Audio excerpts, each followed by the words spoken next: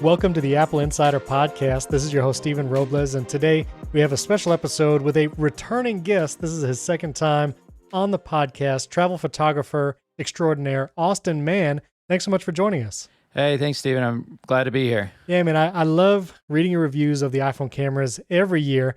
The last time you were actually on, we talked about the M1 iPad Pro.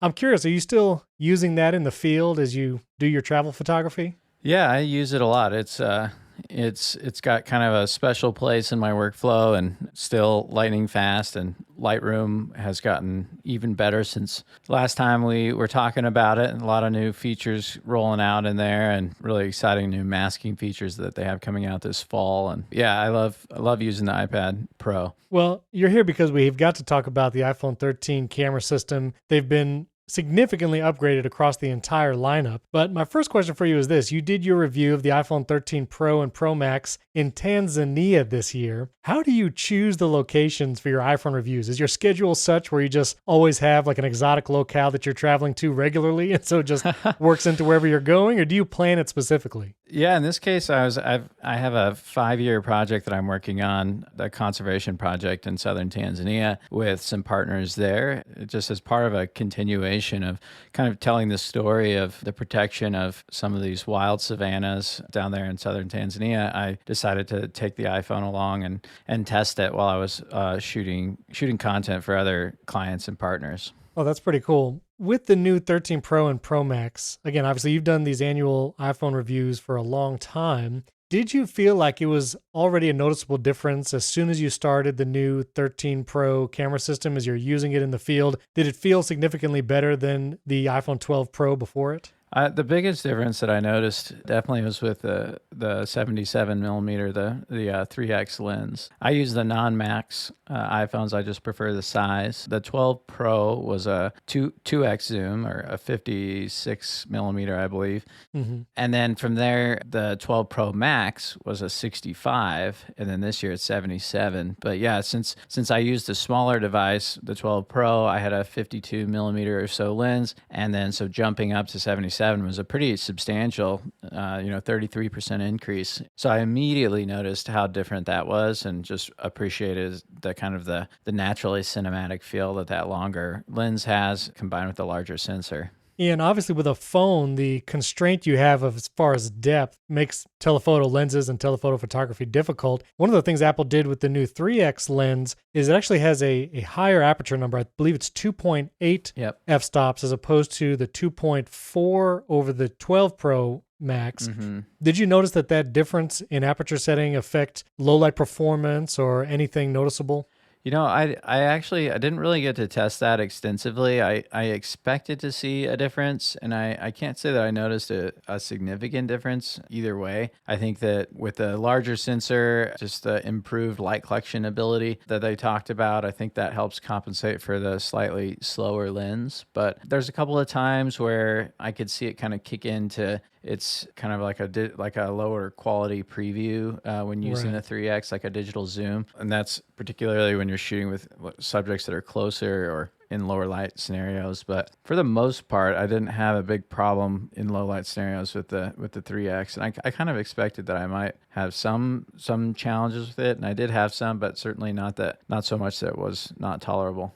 Now, as you were basically on a safari, as you were testing these phones, how was the performance in trying to capture fast-moving objects and animals? Did you feel like you were able to capture those? Did you use burst mode, or were you just kind of quick on the trigger? I love burst mode, and I use it a ton because I think timing is really underrated in great photography. I think what makes a great image is more the millisecond that you capture versus having the perfect lighting or whatnot. An image that is the perfect moment in bad lighting can be a great image, but if you invert that, if you have perfect lighting at a bad moment, it's not worth anything. So I use burst mode all the time, but the downside to burst mode is that I can't shoot Pro RAW. So it's really a trade-off. And so there's an image that I have in this year's article of a leopard. That leopard was very still for very long, about 2 hours that we waited for it to just as it lounged around in that tree. And when it finally did kind of come running down the tree, the light conditions were quite difficult. It was backlit and there's almost no light like falling into the shade. It was kind of running on down the backside of this tree. And so kind of in that moment, instead of thinking, all right, I'm going to burst and capture the perfect moment, I knew that I really needed maximum image quality and kind of the dynamic range. So I instead just tapped the shutter as quickly as possible so I could get those that Pro Raw data to be able to edit and kind of pull up those shadows and recover those highlights. Yeah, I was going to ask about that photo specifically because the photo of the leopard in the tree is very evocative. It's a beautiful photo. And so Thanks. It looks like you shot most of the photos in your review with the telephoto lens. And being with these kinds of animals, you probably can't get very close to a pack of lions per se. Yeah. So, Yeah, I try to maintain a safe distance, that's for sure. and it looks like you edited a lot of these in Lightroom right on the iPhone. How did it feel performance-wise with the A15 Bionic now in the new phones? Most of the time when I'm shooting a review like this, I'm not editing the images. I like to just kind of go straight out of camera and maybe have one or two in there that have some color adjustments. But now that we're shooting Pro Raw, it's kind of mandatory that I edit them. So that was a little bit different this year versus last year and previous years was shooting in Pro Raw and editing. So I process all of my raw photos, my Pro Raw photos on iPhone using Lightroom, a great tool, and there's a tight integration between the Adobe and Apple camera teams to make everything work well together. And I never feel held back by the power and the speed when I'm editing on my iPhone. And I think that's really important. You know, I'm processing these substantially larger Pro Raw files, and I'm not ever getting any sort of lag or hangups. It's just, it moves exactly as fast as I can move, which is kind of a telltale sign of the right hardware in your hands. Right. So the big change in the 13 Pro non-Max iPhone is the sensor shift stabilization is now available on both of those phones. Last year with the 12, only the Pro Max got that sensor shift stabilization, but now both 13 Pro and 13 Pro Max both has that on the wide angle lens or the default camera lens when you open the camera app. Have you noticed any difference since the smaller Pro size is what you use in your day-to-day use? Have you noticed any difference there with the sensor shift? I did do a couple of side-by-side tests between the 12 Pro and the 13 Pro handheld low light, and I saw that's probably where I saw the biggest difference. But again, I didn't really get to analyze those images a ton. I just looked on the screens when I was out in the field, and so I look forward to testing that more for sure because I think it should make a pretty notable difference. Now, one of the brand new features on the 13 Pro and Pro Max is the new macro mode that's using the new ultra-wide camera lens, and it's allowing to focus at very close distances. You had a bunch of pictures in your review about it, and frankly, it seems to be almost the most underrated feature. I mean, it's pretty incredible what that lens is capable of capturing as far as macro. What was your experience like that in the field using the macro lens? I've always been a big fan of macro, and I have a couple of macro lenses, and I carry one with me pretty much all the time. I think that when you're telling a story of the natural world, you know, we tend to think about these big sweeping landscapes, sunsets, and things like that, or maybe large mammals and lions and bears and all that. But an equal part of the biodiversity in an ecosystem is also the insects and the tiny little flowers and all of the different fauna. And so I think macro opens up this kind of new perspective on a kind of a different side of a biodiverse natural ecosystem. And I'm excited to see what people capture with macros. They kind of, especially people that maybe haven't played with it before, now that they have a macro lens in their pocket, you know, I think it kind of trains you to see differently as a photographer, as an artist, and kind of appreciate different details in the world around you. So I enjoyed using the macro. You know, in order to get a decent magnification, you've got to be quite close to the subject. So that's worth considering. It's not the macro lens that I travel with for my mirrorless camera is 100 millimeters. And so it allows you to keep a little bit of distance from the subject. And sometimes that's advantageous. So you don't block the light of the subject or, you know, disturb the subject. So I think that would be one of the limitations of the macro inside of the iPhone 13 Pro. But especially if you're dealing with static inanimate objects like flower or whatever, whatever, you can get some really, really strong, ultra close focus images. Yeah, I actually have a Panasonic Lumix S5 camera, and I recently purchased a macro lens. It was the Sigma 105 millimeter Yeah. macro, and I was playing around with it. And, being a prosumer photographer, it is very difficult to get a good macro shot, especially if you're handheld and trying to, like, that such a huge focal length range. Sometimes it's just hard to find the subject even. Yeah. And I actually just returned the lens because I was like, I can do it on the iPhone now. And it just seems way easier. Yeah. When you have to make a decision now with the 13 Pro between just using the iPhone and using the lens, are there times where you're just like, well, I'll just use the iPhone now? Yeah, I mean, the iPhone definitely covers those kind of in a pinch macro shots. I think if you were doing a full story on macro, that involved macro photography on insects or something, I think you might want a more robust system like macro style lighting and or a longer millimeter of a macro lens. But I think and what you're talking about too is macro photography is just inherently quite challenging because your depth of field gets extremely shallow the closer that you are to the subject, and those are all kind of factors that you have to consider. The more light that you have, the deeper your depth of field can be, and your focus is a lot easier to nail when you've got more light available and you're not shooting super shallow. So the bottom line is that the macro that's built in to the iPhones now is a really capable macro lens. It can focus super close, and I was looking at the back of it feeling a little bit like I was in Honey, I Shrunk the Kids at times, just like looking at a little Cheerio or something, and you can see all of these details, and it's really fun to see the world through that new perspective. For sure. Now, there's been some improvements with portrait mode as well. You can do it with both the wide angle and the telephoto lens now on the 13 Pro and Pro Max. How's your experience been with portrait mode? Do you even use that, or how did that function while you were in the field? Well, for starters, thanks to the large sensor and the 77 millimeter 3x lens, even those shots just from a purely hardware perspective, have a shallower depth of field than we're used to on smartphone photography, and so that's not even factoring in the software of portrait mode. So I've enjoyed using just the natural hardware for portraits.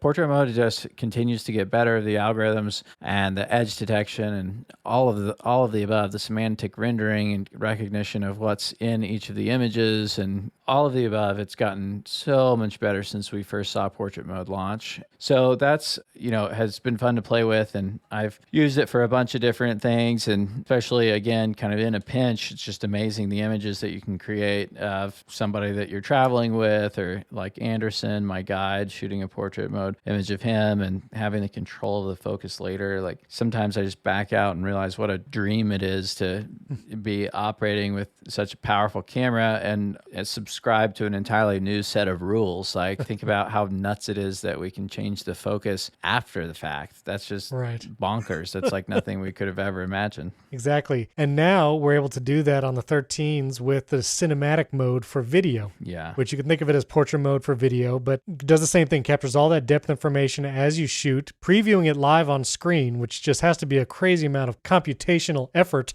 on the phone's part. Yeah. Which is one of the reasons why it's only 1080p right now and not 4K. But you had a video in your review at the top with some incredible video footage. And I believe that you strapped an iPhone to a helicopter. Is that right?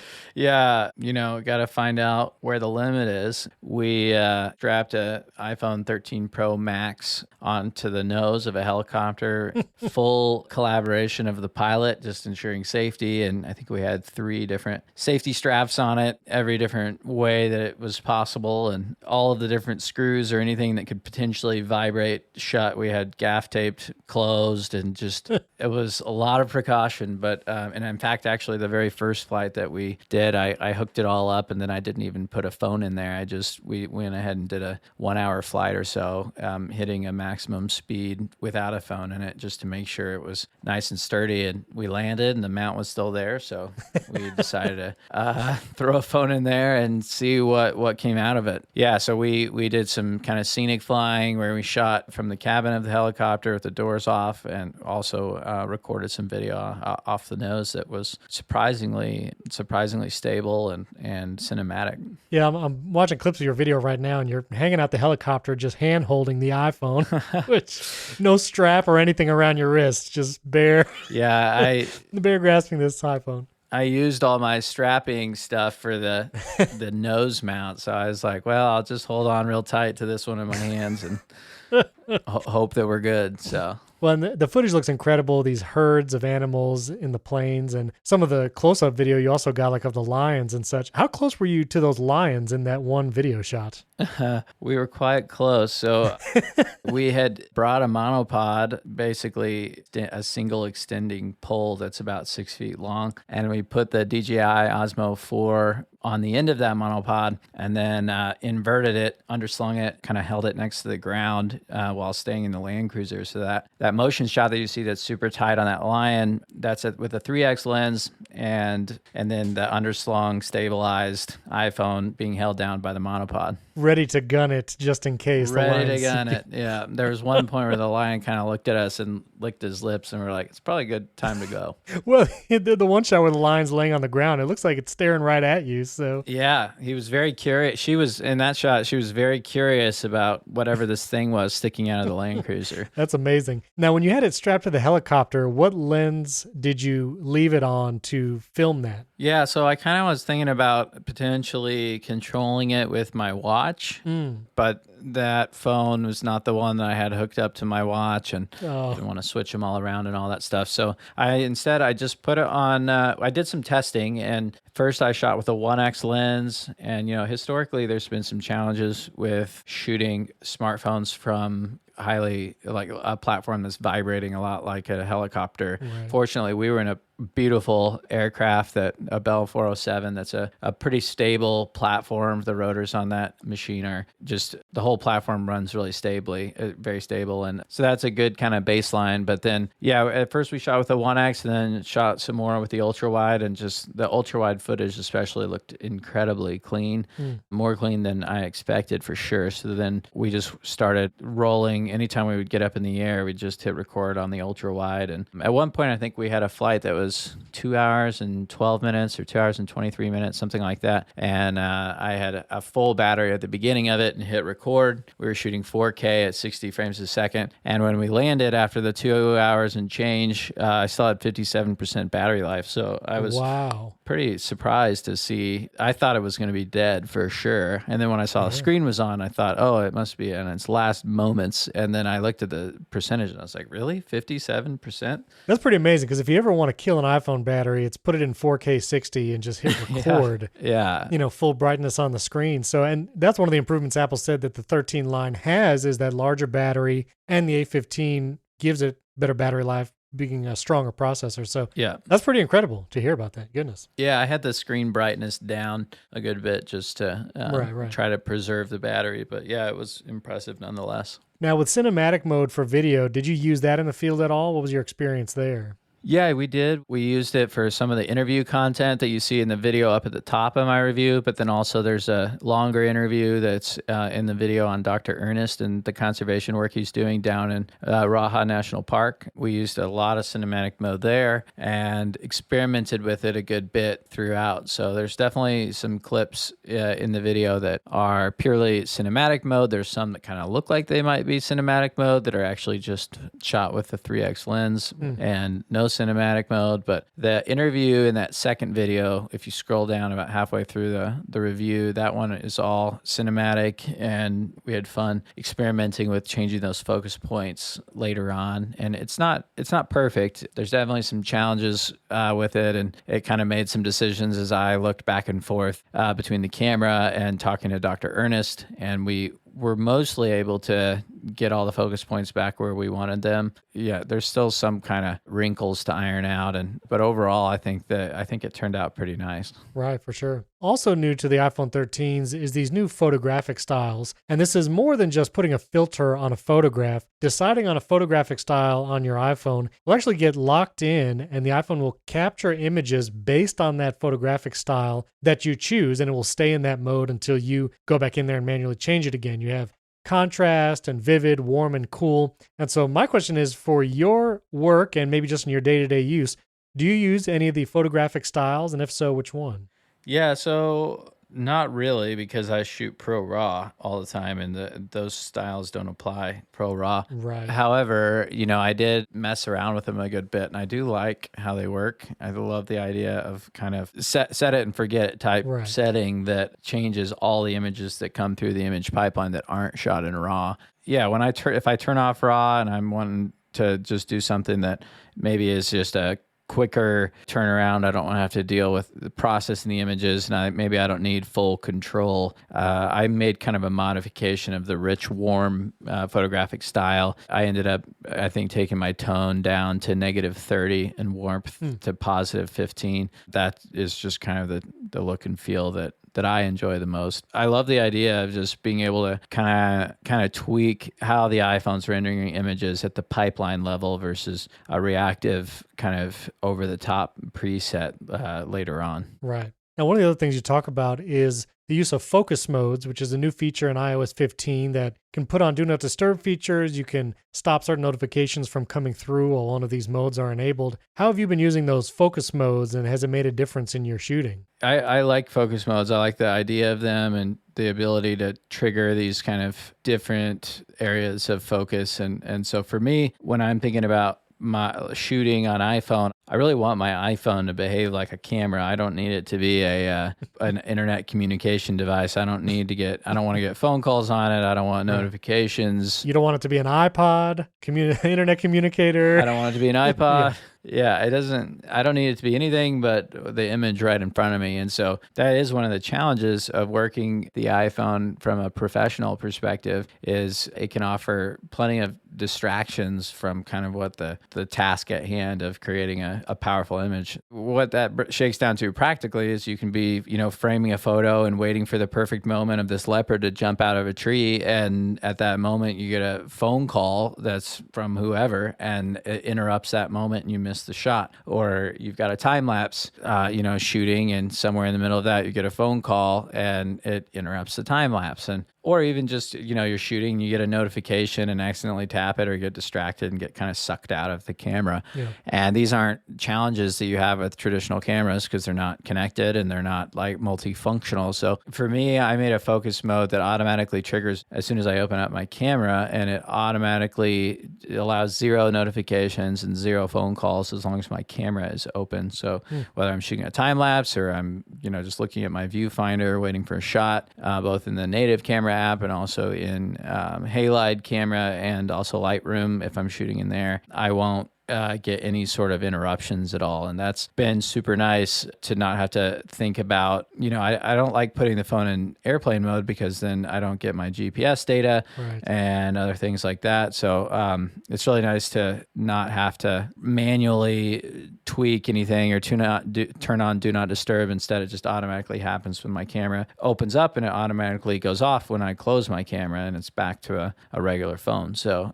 it's been a cool way to use focus modes. So far, it's been really effective for me. Yeah, and you actually just taught me something. I didn't realize you could trigger a focus mode on an app opening. I knew you could do a Siri shortcut triggered when you open an app, but like I do that for rotation lock. So whenever I open the Photos app on my phone, rotation lock turns off and I can rotate it horizontally. Oh, cool. And then it will turn off when I close the app. That's a good thought too. Yeah, you can trigger them on the opening and closing of an app. That's how I have it set up. Oh, well, there you go. And the focus mode disables when you exit the app? Yep. Oh. It tells you at the top, it says shoot mode off. Interesting. I would however, the icon, when I made shoot mode, I looked for a camera icon to go next to it to show up in my menu bar. They don't have a camera. So my small request is to get a little camera icon for my shoot mode, because right now it's a light bulb. Yeah, they just need to use the icon library from shortcuts in the focus mode icon library, because it is very limited right now. Yeah, I would love to see that. I'd love to see more options on that for sure. As you were in the field, the last couple iPhones, Apple's really been touting durability, the ceramic shield on the glass. Have you ever been to drop them? Maybe not out of the helicopter, but just dropping them while you're filming and shooting around? And how's the durability been in those experiences? Yeah, so we had to drop it from 10,000 feet. We went ahead and took the helicopter up at 10,000 feet, and no, I was no, like, I don't know if this was a test you did or not. I didn't see this in the review. yeah. I view my iPhone like I view all of the rest of my equipment, which is it's there to get the job done, and there's no time to necessarily baby it, right? Like it needs to be able to keep up with me and keep up with whatever pace, and if that means it's getting wet because it's getting rained on because I'm shooting out in the elements, or if it gets dropped or whatever may happen. I always try to take care of my gear, but things get crazy and the light's right and you're moving around quickly, it's easy to get some scuffs, and hopefully not more than that on gear. And so far, especially over the last couple of years, I haven't had any major damage on any of my iPhones that I can recall in the moment. There's definitely been times where they've been dropped in the water. A friend of mine, actually the filmmaker Taylor McKay that was with me on this last project, he dropped his 12 Pro Max in the river earlier this year, and his kayak inverted because he was out in the water trying to help my word. us get a canoe with my dog through a rapid, and it ended up that we were searching all for it, and then I used the Axis Go underwater case to kind of stick the lens under the water but still see the screen above the water. So we started searching the bottom of the riverbed that way, Right. because we didn't have goggles or anything like that. So the screen was above the water, we could see it, and the lens was under the water. So we kind of used it as this searching device, and we ended up finding it Wow. 15 to 20 feet away from where the kayak flipped, and it was perfectly fine and had been under the water there for at least 30 minutes. And so that's been a huge improvement just over the last few years as the device has gotten more and more waterproof. But the devices, they get dropped every once in a while, hopefully not too hard. And I haven't seen, in the early days of the iPhone, I feel like everybody was pretty familiar with shattered screens and bags of rice. Yeah, bags of rice, all that stuff. And it's like, no, it can't be salted rice. It has to be plain rice. I've been in that situation in villages in the middle of nowhere multiple times. Like, can you guys give me some rice? I haven't said those words for a long time.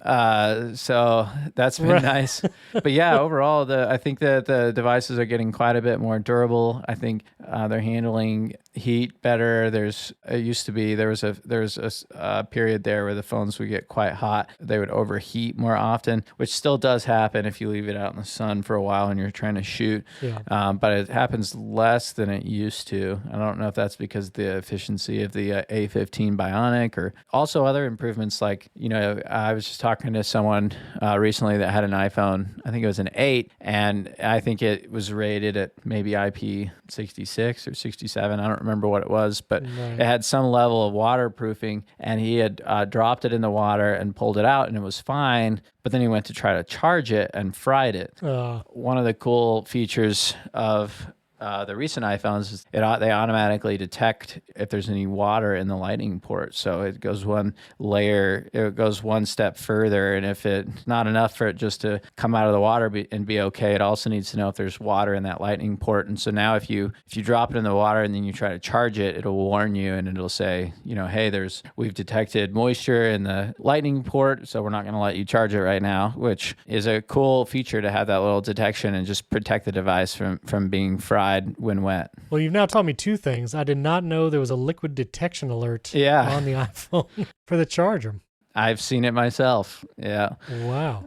Okay. It's a pretty cool little feature. Now, do you ever buy AppleCare with all your traveling that you do? Yeah, I'm a fan of AppleCare. Okay. I definitely buy it, and I definitely advise most everybody to buy it. It's just, especially for me, I'm putting my devices through so much travel, and for me, it kind of liberates me to be a little bit more free with my devices, knowing that I've got them covered if something does happen. Okay. Well, we have an ongoing debate at AppleInsider staff, and so I was just curious. But yeah, good to know. I'm also an AppleCare user for sure, and I've made use of it in the past. Yeah, right. It does the job. So I'm personally a fan, and I'm a fan of the monthly payment model, and that includes AppleCare as well. So right.